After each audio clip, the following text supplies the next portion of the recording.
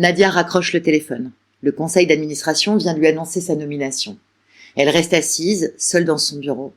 Elle attend une émotion, un vertige, quelque chose. Mais rien ne vient. Quelques semaines plus tard, en séance, elle me dira « Je croyais que je ressentirais plus que ça ».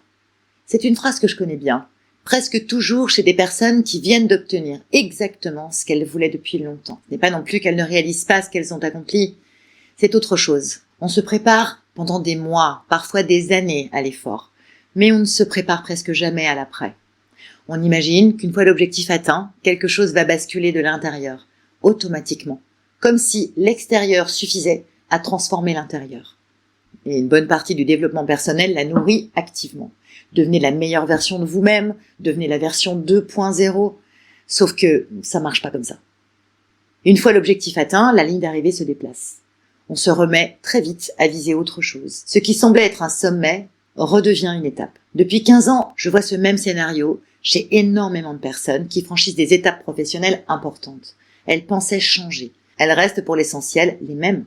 Les mêmes hésitations certains matins, les mêmes petites voix avant une décision importante. Le titre ne change rien à tout ça.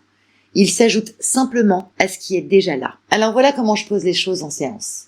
Il y a ce que vous exercez et il y a ce que vous êtes. Le premier peut changer en une journée.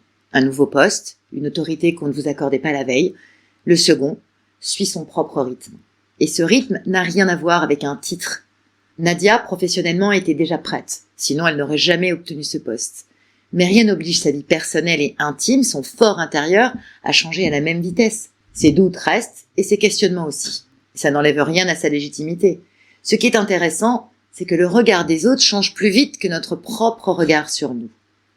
On nous consulte davantage, on nous accorde une autorité qu'on n'avait pas la semaine d'avant. Et ce qui pèse en réalité, ce n'est pas de continuer à douter. C'est de penser qu'on ne devrait plus douter. Vous n'avez pas besoin de devenir quelqu'un d'autre pour mériter ce que vous avez obtenu. Il fallait simplement laisser le rôle avancer sans exiger que le reste suive au même rythme. Alors, une question avant de terminer. Repensez à quelque chose que vous avez longtemps voulu. Un poste, une reconnaissance, peu importe. Avant de l'obtenir, qu'est-ce que vous imaginiez ressentir? Et une fois que vous l'avez eu, qu'avez-vous réellement ressenti? La semaine prochaine, je vous parlerai de ces phrases qu'on repasse en boucle dans notre tête longtemps après qu'elles aient été prononcées. Pour ne pas manquer l'épisode, la chaîne vous attend juste ici. D'ici là, prenez soin de vous. Si cette vidéo vous a parlé, dites-le moi en commentaire, je lis vraiment tout. Si vous pensez qu'elle peut faire du bien à quelqu'un que vous connaissez, partagez-la, n'hésitez pas.